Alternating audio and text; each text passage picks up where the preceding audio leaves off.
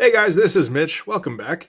So we're going to pick up where we left off last time with Todd McFarlane's Spider-Man, and we're on number 3 now. This is also part 3 of Torment, coincidentally. And just before we get into it, if you enjoy the channel, if you feel like you might want to support me a bit as an artist, if you look in the description, you'll find links to my Patreon and my Instagram. You can either subscribe or commission at your leisure. Sure, why not? But let's get back into this here. So, if we recall what happened in the last couple of issues, it wasn't a lot. We get a few glory shots of Spider-Man swinging through the city, and the Lizard has gone berserk, and he's killing people left and right. He's up to like 6 people so far. And somehow the villain Calypso is behind all of this. She seems to have control over the Lizard now, and is sending him to attack Spider-Man. And they did have a fight in their last issue. And over the course of that fight, Spider-Man got poisoned by the Lizard's claws, I suppose. The Lizard also got impaled, and he was fine. I think that keeps coming up, that he just doesn't die. So, let's get into the cover here. Why not? It's a pretty striking cover. It's a little weird for Todd, really. This isn't the kind of thing he usually does. I can't remember him doing too many of these kind of collage kind of covers. But then the deal for this issue is that Spider-Man is very addled. He's altered by the poison, right? So we get the upside down logo. We get the something strange is going on here with some of the backwards letters. And yeah, just kind of a collage background. It looks good.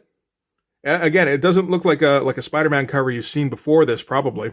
Very heavily shadowed on Spider-Man himself here, which is a little weird. But, yeah, no, good stuff. Alright, so we're going to cut through. This starts very similarly to issue 2, actually. Thinking about it, we start off with the typical Todd vertical panels. Yeah, just a little similar, and I think that's actually how issue 1 started, too, thinking about it. Yep, indeed. So this is a motif. Todd seems to like his motifs. I feel like he's been studying... he does seem to be trying to improve as a writer, so that's something.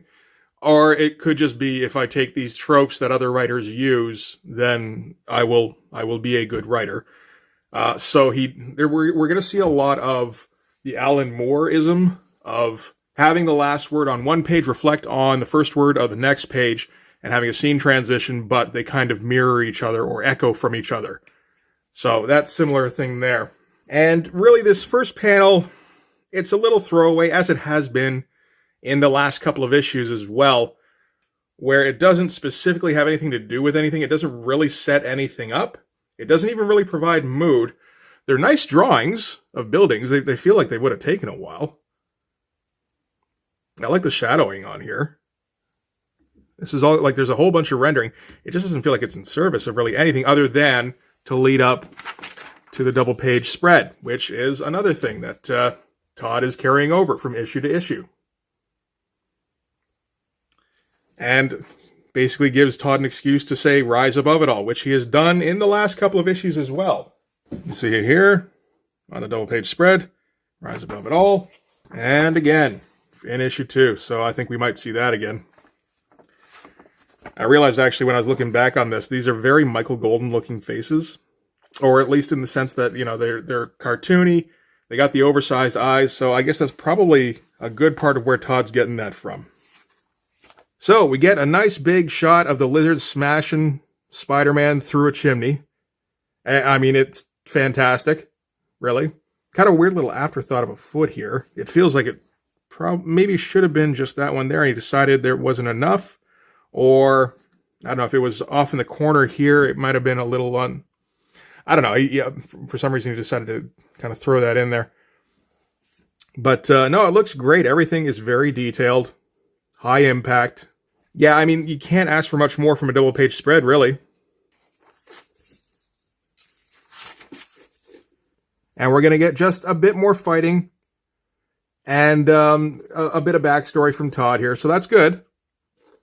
Explains about the Lizard's killing spree, about the poison that Spider-Man is experiencing, and that the Lizard is basically incommunicado. He's unable to be communicated with. That's what incommunicado means. I'm not trying to hammer home the point. I'm just realizing that I just repeated myself. All right, we're going to cut to elsewhere in the city. And this is, again, another one of these little cityscapes that Todd is very good at. Just, this feels kind of dashed off, but it doesn't feel lazy. He doesn't seem to have any real problem with doing these. And we're going to cut to Calypso's mansion? Palace?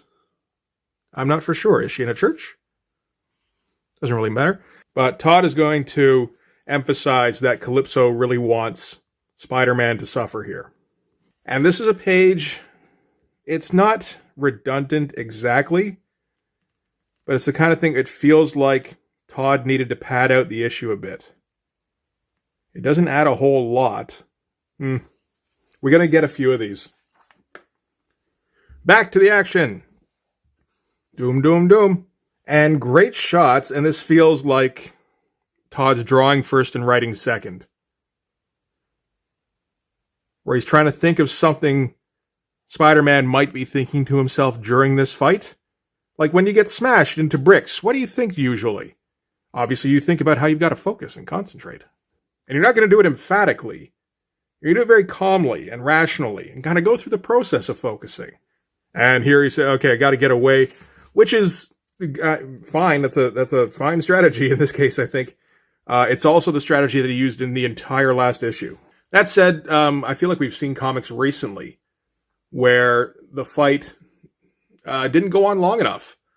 You know, felt like it could have had another couple of pages added to it to really make it impact.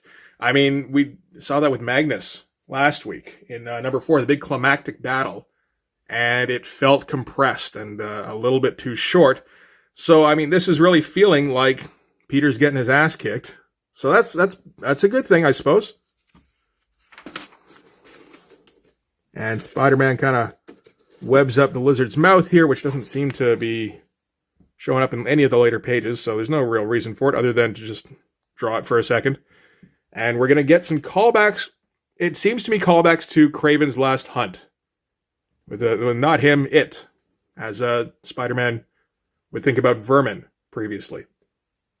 And we're going to have more issues with who's narrating. Because here, it's Peter. Here, it's sort of an ever-present, omniscient narrator. You know. And then here, it's somebody speaking to the audience. Where silence is your only answer. Again, this is Todd doing second-person perspective, which I'm never a fan of. It's a good shot here, though, at least. I mean, like, you know, all the shots are good. And during the fight with the lizard, Spider-Man's spider sense goes out of control again. So this doom, doom, doom, doom becomes his spider sense. I don't know if it's always supposed to be there or if it's just supposed to be like drums in the background kind of thing. I feel like kind of little to column A, little to column B. And it gets overpowering and he passes out. Which seems like a bad time, really. Like, for that to happen. And we get the impression that the lizard is swiping at Spider-Man directly. And weird transition. As Mary Jane hails a cab. And tries to get home. That just flat out doesn't work for me. But it's Todd trying for... I guess this wouldn't be too long after The Killing Joke came out. And there was an awful lot of that in The Killing Joke. Like almost every page, like every transition anyway, was, you know, the first panel on one page mirrors the last panel on the previous page. That kind of thing. And we get kind of a weird association here. Where Mary Jane's talking about how she can use the weather as an excuse to cuddle up to his warm body. And then we cut straight to, as the rain begins to subside, the creature mounts its prey. So, I guess the lizard's going to fuck Spider-Man now. That's what this is really all about. He's already going at it, judging by the, I don't know, just his posture here. But, this is an unpleasant mental image there. Interesting, very random seeming panel outlines here, panel borders, I guess. Nice and designy.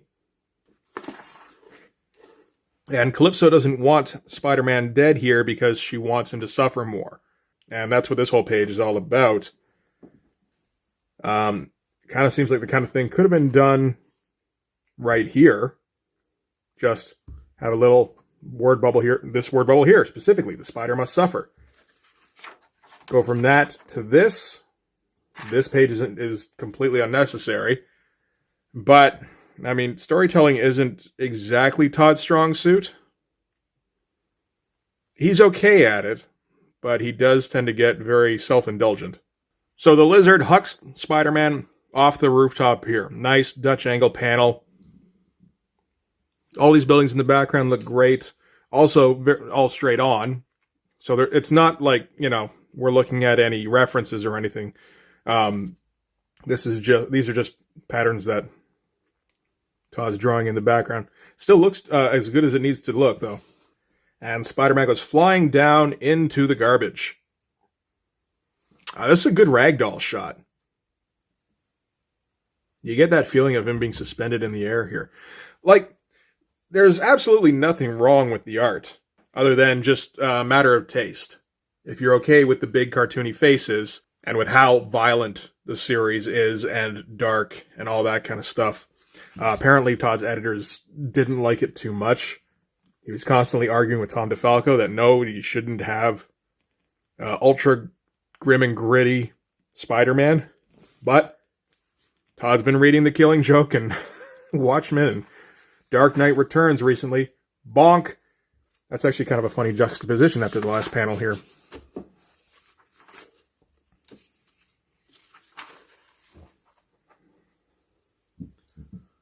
And we're cutting back to Mary Jane going home again. And at this point, it just feels, yeah, again, like Todd's padding out the issue, or he just feels like this is the sort of thing that should be in a story like this, where you break things up with, you have to flip back and forth. But he couldn't think of what to flip back and forth to. Generally, you might have like an A and B storyline. That would work, and if you can tie them together, then, so much the better. But he didn't have a B storyline.